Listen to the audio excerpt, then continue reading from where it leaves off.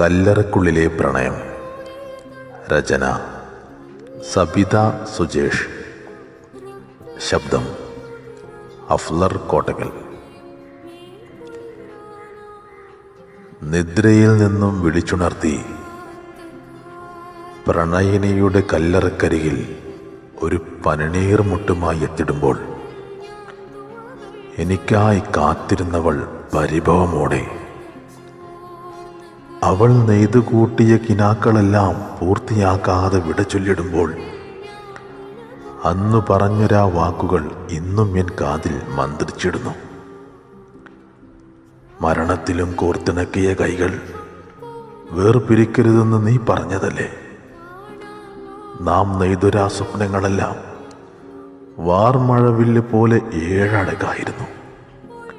കണ്ടു കൊതിത്തീരും മുമ്പേ നിനക്കായി ഒരുക്കിയത് മണിയറക്കു പകരം കണ്ണീരിൽ കുതിർന്ന കല്ലറയായിരുന്നു. ഇനിയില്ല ഞാനീ മണ്ണിൽ. പനിനീർ പൂവായി നിന്നരികിലേക്കിതാ വന്നണയുന്നു.